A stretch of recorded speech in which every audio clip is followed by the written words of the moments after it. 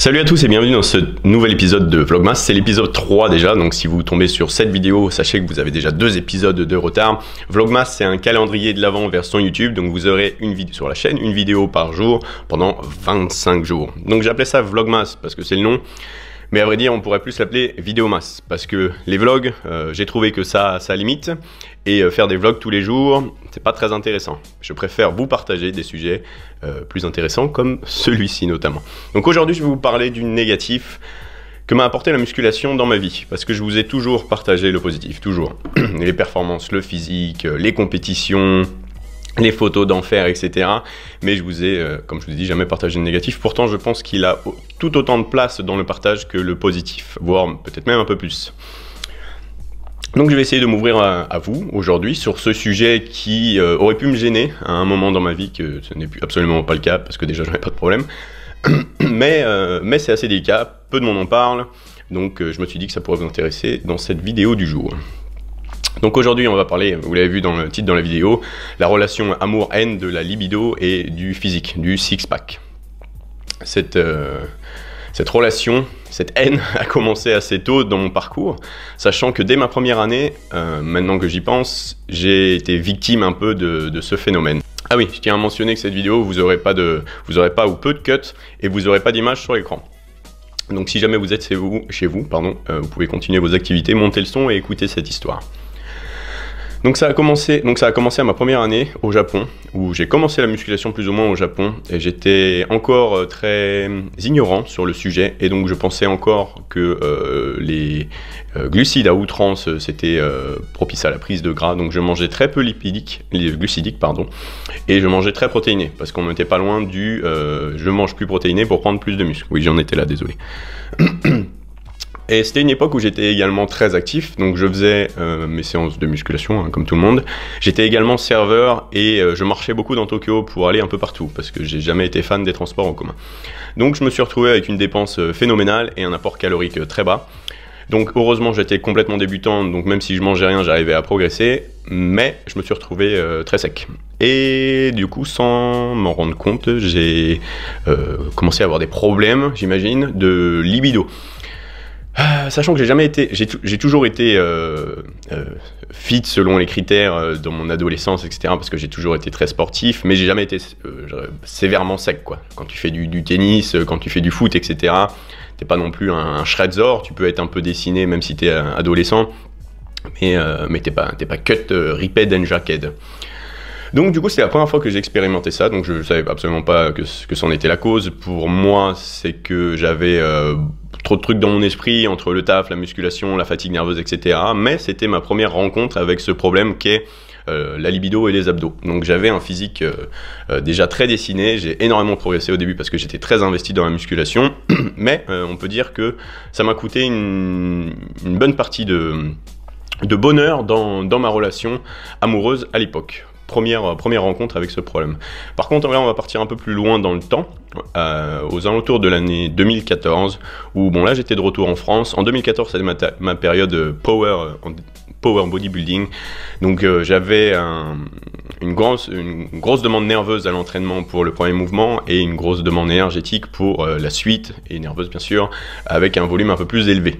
Je voulais un peu tout mettre dans le même panier, mais en même temps j'étais fitness trainer dans une salle de sport et je donnais des cours co et j'habitais à au moins 1h30 de mon taf, donc du coup j'étais à nouveau super actif. Je mangeais beaucoup, mais au final mon activité était tellement haute que je me suis retrouvé à être relativement sec en fin d'année, et du coup à nouveau être confronté à cette perte de libido, ou diminution en tout cas de libido, en plein milieu d'une relation amoureuse. Donc ça a commencé différemment parce que j'étais déjà un peu plus fluff au début, et à nouveau martyriser, impacter négativement ma relation pour au final la détruire. Sans que je m'en rende compte à nouveau, parce que bien sûr si j'avais compris ça un peu plus tôt, j'aurais remangé, parce que j'étais déjà un peu plus mature vis-à-vis de ma pratique de la musculation, et j'accepte d'être un peu plus gras pour vivre en fait avec la personne avec qui j'ai envie de vivre. Enfin bref, je m'en étais pas rendu compte. Clairement c'est un des facteurs majeurs qui m'a coûté cette relation. D'ailleurs je suis désolé pour cette personne. Et on en arrive du coup à 2015 où j'ai finalement cette révélation du « Ah mais en fait, c'est toutes ces années à avoir une dépense monstre et donc ce n'est pas une histoire de fatigue mais clairement de composition corporelle qui m'a ruiné toutes ces relations. » Parce que là on parle vraiment de relations en soi. Quand vous sortez également, on peut se rendre compte que vous êtes moins que tard que certains de vos potes qui ne pratiquent pas la musculation. Et donc du coup tous ces facteurs viennent de s'ajouter et ça m'a fait réaliser que effectivement ma recherche d'abdos, surtout en 2015 où je voulais vraiment péter, faire la différence via mon physique notamment sur les réseaux sociaux. En plus j'étais une préparation pour ma première compétition de bodybuilding où je mangeais encore moins et je pense que ça a marché hein, parce que vous êtes nombreux à me dire que mon physique en 2015 il était dingue, il était ouf. Donc je donnais vraiment toute ma vie pour avoir le meilleur physique possible et ce en permanence, pas que pour la compétition. Donc beaucoup de sport dans toutes mes journées, je faisais que ça. Donc autant vous avez l'impression que la vie est belle et parce que je suis shredded and jacked sur les photos, autant c'était plus ou moins en tout cas à un moment dans 2015, pas à fin de 2015, le pire moment de ma vie en fait, le moment le plus solitaire de ma vie, sachant que toutes mes journées, tout de la première minute de la journée à la dernière tournait autour du sport et de l'activité pour rester le plus impressionnant possible sur les réseaux sociaux. J'en étais là je pense, et également vis-à-vis de moi-même en fait. Je voulais juste vraiment être au-dessus, tout simplement, être clairement au-dessus en tout cas de pas mal de monde, j'en sais rien, je sais pas comment le décrire, mais j'étais vraiment obsédé par le fait d'avoir le physique le plus impressionnant possible pour les réseaux. Et à nouveau, je pense que ça a marché, mais ça m'a beaucoup coûté. Également d'un point de vue physiologique, là, hormonal, parce que là, clairement, ma libido a été complètement à zéro, hein. J'avais énormément de crampes, j'arrivais à boire jusqu'à 13 litres d'eau par jour, c'est mon record pendant l'été, pour aller 11 fois aux toilettes, et je ne pouvais plus marcher après mes séances jambes parce que mes quadriceps crampaient. La petite anecdote que je vais vous donner, celle qui m'a fait le plus peur et qui a condamné mon année, c'était en sortant d'une voiture sur un parking, je me suis retrouvé avec mes 2 quadriceps et mes 2 ischios crampés, la face au sol, les larmes aux yeux, à limite gueuler, à plus pouvoir bouger. Ça a été la cerise sur le gâteau, j'en avais clairement marre. Ces crampes, ça s'est arrêté au niveau de la compétition, donc finalement jusqu'à octobre, j'ai moins mangé. J'avais toujours une grosse activité, donc je mangeais quand même pas mal. Vous vous souvenez, si vous avez vu cette vidéo le matin, je mangeais encore mes wraps avec du Nutella, mais au final, juste après cette compétition, ça s'est arrêté. J'ai mangé comme un taré, et là, tout allait beaucoup mieux. Également, j'avais commencé une nouvelle relation à ce moment-là avec Clémentine. Et donc, du coup, c'est vrai que le facteur nouvelle relation plus haute en calories a complètement enlevé tous mes soucis. Totalement enlevé tous mes soucis. Mais, et m'a permis du coup de me rendre compte que le facteur abdo-libido et que le combat abdo-libido était vraiment très présent au quotidien dans la vie du pratiquant de musculation.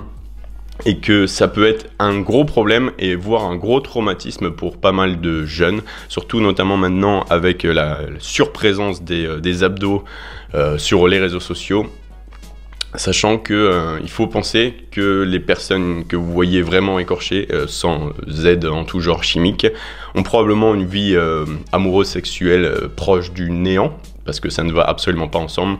Une fois de plus, il n'y a que, j'imagine, avec l'aide androgène extérieure que des taux peuvent se maintenir, voire même j'imagine que pour eux c'est également problématique, j'en sais rien. Si vous avez plus d'infos, vous le mettez dans la section commentaires s'il vous plaît. Mais la vie n'est pas belle quand les abdos sont trop présents.